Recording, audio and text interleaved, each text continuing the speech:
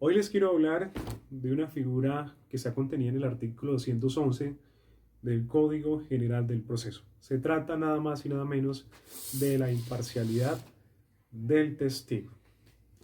Recordemos que cuando un testigo se aporta como prueba o se solicita como prueba y es decretado por parte del juez como prueba dentro de un proceso, ya sea si se solicitó en la demanda o en la contestación de la demanda, tiene que ser una persona que sea creíble, tiene que concurrir en él unos requisitos o unas características que le permitan tanto al juez, obviamente como a las partes, pues darse cuenta o convencerse de que, digamos, la declaración que va a rendir ese testigo es creíble.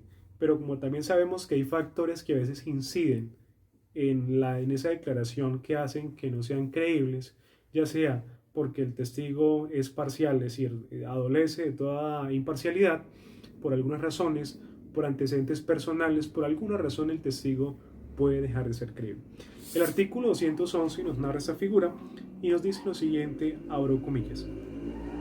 Cualquiera de las partes podrá tachar el testimonio de las personas que se encuentren en circunstancias que afecten su credibilidad o su imparcialidad, en razón de parentesco, dependencias, sentimientos o intereses en relación con las partes o sus apoderados, antecedentes personales u otras causas.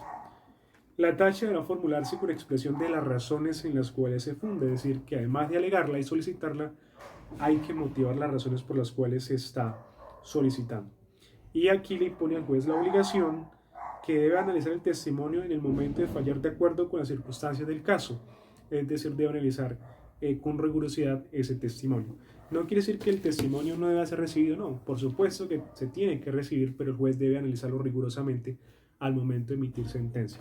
Entonces, una de las causales por las cuales el código entiende que el testigo puede ser, o puede ser, esa prueba se puede ver contaminada, o se puede ver el testigo no sea imparcial, es por el tema del parentesco, es decir, que tenga algún tipo de familiaridad con alguna de las partes o con alguna situación parecida. Por ejemplo, que tenga algún tipo de dependencia, subordinación, sentimientos o intereses con relación de las partes, ¿sí?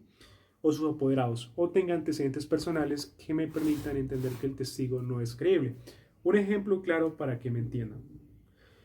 Por ejemplo, en un proceso laboral, Pepito demanda a su empleador porque lo despidió injustamente por las creencias laborales, etc. Él en su demanda aporta un testigo. Perdón, él en su, digamos, el empleador en su demanda aporta un testimonio, vamos a llamar a ese testigo Julio, que es todavía actual trabajador de ese empleador.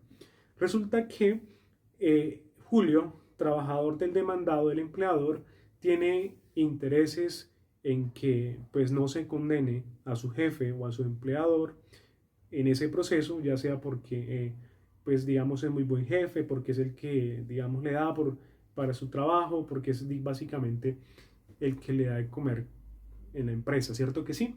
Además de ello, son familiares, ¿cierto? Parentesco.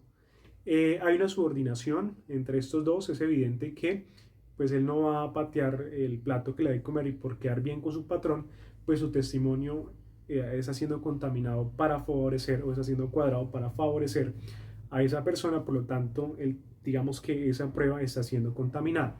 Y el requisito sí o sí para que la prueba sea practicada en debida forma y sea valorada en debida forma, es decir, para que sea una prueba, llamémosla en este caso correcta, una buena prueba, es que tiene que ser imparcial y el testigo tiene que ser creíble.